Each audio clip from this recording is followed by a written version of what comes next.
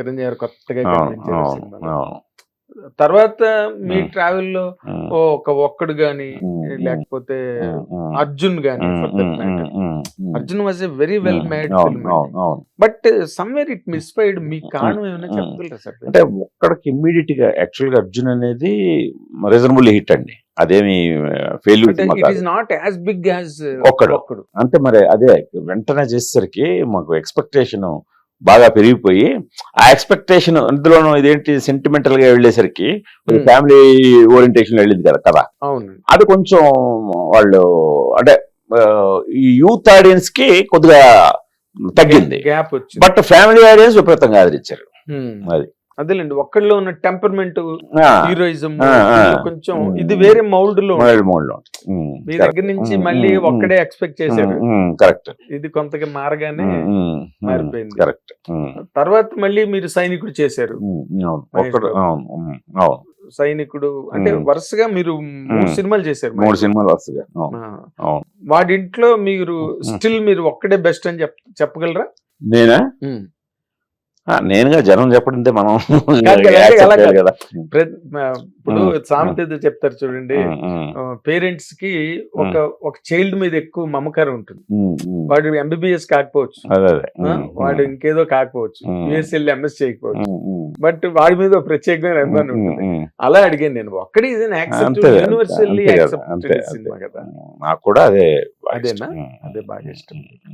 And అప్పట్లో మీరు MS రాజు గారు బాగా టగ్ ఆఫ్ వార్ అయ్యేది మీకు కథ గురించి అని మాట్లాడుకునేవారు. నిజమేనండి ఇదంతా? కథ గురించి ఎప్పుడు అవ్వలేదండి, అవునా? ఎందుకంటే టోటల్ గా వన్స్ ఆయన కథ విని ఆయన ఆయన కండిషన్, మా కండిషన్ ఏంటంటే మహేష్ దీనాది మీరు ఒక్కడు సెట్ చేయగలిగితేనే, చార్మినార్ సెట్ చేయగలిగితేనే ఒక్కడు చేద్దాం. చేద్దాం, లేకపోతే లేదు. ఆయన నా కథ నచ్చితేనే నేను చేస్తాను ఆయన. సరే వెంటనే కథ చెప్పాను. కథ చెప్పిన వెంటనే ఇంకా వన్స్ కథ, ఎందుకంటే ఆయనకు మంచి కథ సెన్స్ ఇవన్నీ ఉండబట్టి, చాలా మంచి సో అందుకని ఇంకా అక్కడి నుంచి మాకు అసలు నో ఆర్గ్యుమెంట్, నో డిస్కషన్ అండి. సో ఆయన నాకు మామూలు ఫ్రీ హ్యాండ్ ఇవ్వలేదు.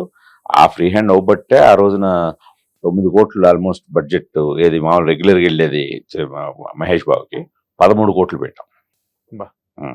అదే మహేష్ బాబు ఆ రోజు విజయవాడలో 100 డేస్ ఫంక్షన్ లో కూడా చెప్పాడు కదా, నన్ను నమ్మి నాకు మార్కెట్ అంత లేకపోయినా అంత ఖర్చు పెట్టి తీశారు ఎంఎస్ రాజు గారు. మీరు ఇచ్చిన ధైర్యం, మీ కథ, మీ తాలూకా స్టైల్.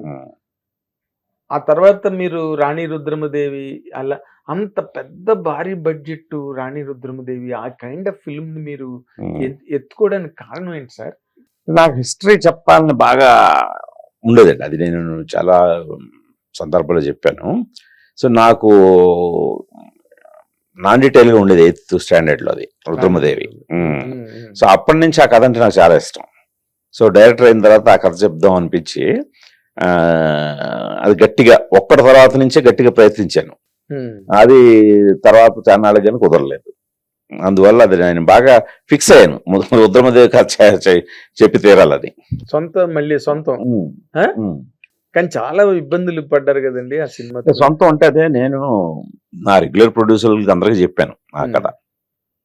అందరూ కూడా చాలా బాగుంది కదా, కానీ ఒక హీరోయిన్ మీద ఇన్ని కోట్లు అది వైబుల్ కాదనేది వాళ్ళు ఫీల్ అయ్యారు. బట్ నేనన్నాను లేదు, దీనికి ఎంత పొటెన్షియల్ ఉంది, దీన్ని తీస్తే అది ఏ హీరోకి తగ్గకుండా బిజినెస్ కూడా అవుతుంది అని నేను నమ్మాను. సో వాళ్ళు నమ్మలేదు, వాళ్ళకి డౌట్ ఉండేది, బట్ నేను ప్రూవ్ చేశాను అది అంత పొటెన్షియల్గా. ఆ రోజు రిలీజ్ అయ్యే టైంకి నేను వేరే ఎవరు పార్ట్నర్స్ కూడా లేకుండా దాదాపు 80 కోట్ల వ్యాపారం జరిగిందండి అది. No loss, no gain. అలాగే మనకి బ్రేక్ ఈవెన్ అయినా బ్యాలెన్స్ షీట్ వర్కౌట్ అంతే వర్కౌట్ అయ్యాను. కానీ చాలా గ్రేట్ కదండి అదే అసలు ఆ రోజు తర్వాత కదా బాహుబలిలో అవన్నీ చూసి. అదే మొట్టమొదటి అదే బాహుబలి. ముందు అదే మనమే స్టార్ట్ చేసాం, బాహుబలి ముందు రిలీజ్ అయింది. ఆఫ్ కోర్స్ నేను అదే అంటున్నా, ముందు మీరు స్టార్ట్ చేశారు.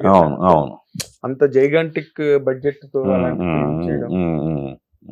కానీ ఈ రోజుల్లో మళ్ళీ అంటే ఇప్పుడు మీరు మళ్ళీ అంటే ఏదో సామె చెప్పినట్టు ఈ రోజున ఫ్యాంటసీలని లేదా thrillers, horrors, other language films కూడా అవి విపరీతంగా డామినేట్ చేస్తున్నాయి సార్. అవును. కానీ at the very same time ఎన్ని థ్రిల్లర్స్ వచ్చినా, ఎన్ని హారర్స్ వచ్చినా, ఎన్ని ఫ్యాంటసీలు వచ్చినా, లైఫ్ అన్నది ఒకటి ఉన్నది. ఆ లైఫ్ ని అందరూ అడ్రస్ చేయాలి, అందరూ అటెన్షన్ పే చేయాలి అనే ఒక కాన్సెప్ట్ తో ఇప్పుడు మీరు యూఫోరియా చేస్తున్నారు. అంతే కదా, అది కూడా ఇంపార్టెంట్. అది ఉన్నప్పుడే ఏ థ్రిల్స్ అయినా, ఏ ఫ్యాంటసీ, రియాలిటీ చెక్ అనేది. Reality check. ఇప్పుడు ఇందాక మాట్లాడుకున్నాం మనం, ఇయర్ చక్కగా నవ్వులతో స్టార్ట్ అయింది. అవును. సో ఫిబ్రవరి 6వ తేదీన ఒక చిన్న బ్రేక్ తీసుకుని యూఫోరియా సినిమా చూడండి. కొద్దిగా ఒక రియాలిటీ చెక్ చేసుకున్నట్టుగా ఉంటది. మన చుట్టూ ఉన్న పరిస్థితులు ఎలా ఉన్నాయి, మనం ఎలాంటి వేగంతో ముందుకెళ్తున్నాం, అసలు మన ఇంట్లో ఏం జరుగుతుంది, ఎదురింట్లో ఏం జరుగుతుంది, ఇలాంటి రియాలిటీస్ అన్ని కూడా ఒక కాన్షియస్నెస్ క్రియేట్ చేస్తాయి యూఫోరియా అనేది. చాలా చాలా.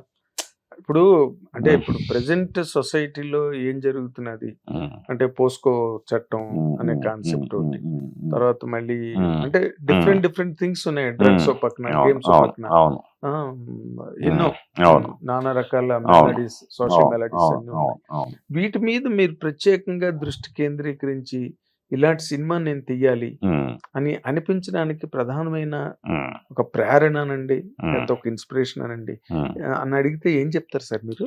ఇది అంటే చాలా ట్రూ ఈవెంట్స్ ని బేస్ చేశానండి, ఇన్స్పిరేషన్ గా తీసుకున్నాను అన్ని. దీంట్లో ఈ కథలో మీకు ఒక 70-80% అన్ని జరిగినవే, యథార్థ సంఘటనలే. సో నేను న్యూస్ పేపర్లో చదివినవి కానీ, చూసినవి కానీ, వీటిని చెప్పాలనిపించింది. సో మేజర్గానంటే మైనర్ క్రైమ్ పెరిగిపోతుంది. సో మైనర్స్ క్రిమినల్స్గా మారే మెంటాలిటీ ఎక్కువైపోయింది. మీరు చూస్తే, అంటే నేను కథను బేస్ చేసినప్పుడు 1-2 ఇన్సిడెంట్లే, తర్వాత అలా జరుగుతూనే ఉన్నాయి. అందుకని 1-2 కాదు, చాలా ఇన్సిడెంట్లు మీకు ఇందులో కనబడుతుంటాయి. మొన్నటికి మొన్న ఒక 13 ఏళ్ల కుర్రాడు ఒక 8 ఏళ్ల పాపని క్రికెట్ బ్యాట్ కోసం సో క్రూరంగా మన అక్కడ యూసఫగూడ ప్రాంతంలో జరిగింది. సో ఇవి మైనర్ క్రైమ్స్. సో ఈ మైనర్ క్రైమ్ వెనకాతల ఒక మేజర్గా నాకు 2 పాయింట్లు కనిపించాయి. అడాలసెన్స్, ఈ ఏజ్, ఈ దశ చాలా ప్రమాదకరమైన దశ, 13 to 19 years. ఈ దశ మనం ఒక వ్యక్తిగా నిర్మింపబడడానికి ఉపయోగపడే దశ. ఇక్కడ ఏమాత్రం గాడి తప్పితే ఇంకా నెక్స్ట్ మన భవిష్యత్తు అలాగే ఉంటుంది. ఈ దశలో మనకి పేరెంటల్ గైడెన్స్ చాలా అవసరం. Parenting, so adolescence, parenting. ఈ పేరెంటింగ్ బ్యాడ్ పేరెంటింగ్ అయితే మనం అంటాం కదా, చదువు సంస్కారం. చదువు గురువులు నేర్పుతారు, సంస్కారం ఇంట్లో నేర్పుతారు, అంతే. సో ఈ 2 ఎక్కడ తేడా కొట్టినా సరే ఈ అడాలసెన్స్ ఏజ్ డిస్టర్బ్ అయ్యి వాడు చాలా ప్రమాదకరమైన వ్యక్తిగా సొసైటీ మీద ఇంపాక్ట్ చూపిస్తాడు, సోషల్ ఇంపాక్ట్ పడుతుంది. హిట్ టీవీ యాప్, ఇందులో short news, live news, entertainment shows, movies, digital magazines తో పాటు మీ జిల్లా వార్తలను కూడా ఫ్రీగా చూడొచ్చు.